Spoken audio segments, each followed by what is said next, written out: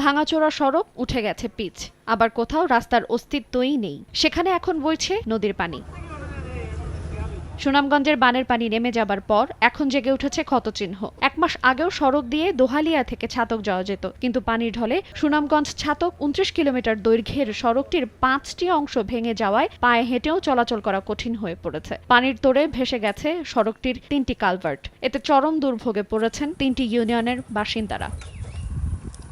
শুধু সড়ক নয়, জেলায় 8,000 পুকুরের মাছ ভেসে গেছে। এছাড়া 1,700 হেক্টর জমির আউশ ধান ও 500 হেক্টর বীজতলা সম্পূর্ণ নষ্ট হয়ে গেছে। এই বন্যায় 2-3টা ভাঙ্গা হয়ে গেছে, আইন্দারিগাঁও ভাঙ্গা, প্রতাপপুর ওইখানে ভাঙ্গা, কালভার্ট নেই আর ব্লক নেই, এমনকি এর কারণে ভাঙতে শুরু করছে। আমরা যাওয়া সমস্যা হইতাছে, এইদিকে যাইতাম পারি না, ছাত্র যাইতাম পারি না। এই বন্যার পরিস্থিতি থেকে আমরা স্থায়ী একটা সমাধান চাই। স্থানীয় সরকার প্রকৌশল অধিদপ্তর জানায় 7 কিলোমিটার সড়ক, 30টি কালভার্ট এবং 10টি সেতু ক্ষতিগ্রস্ত হয়েছে। এতে প্রায় 500 কোটি টাকার ক্ষতি হয়েছে। চূড়ান্ত তালিকা করে নতুন করে তা মেরামতের আশ্বাস জেলা প্রশাসনের। জয় ব্রাইট লক টেকনোলজি সাধারণ পাউডারের তুলনায় দেয় দ্বিগুণ উজ্জ্বলতা। রিন অ্যাডভান্সড দেয় দ্বিগুণ উজ্জ্বলতা। 400 থেকে 450 কোটি টাকার প্রয়োজন হবে।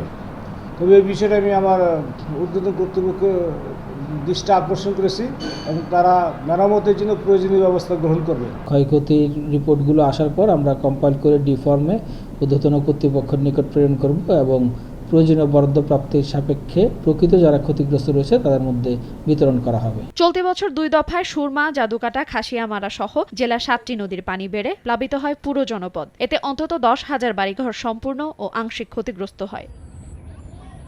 সময় সংবাদ, সুনামগঞ্জ।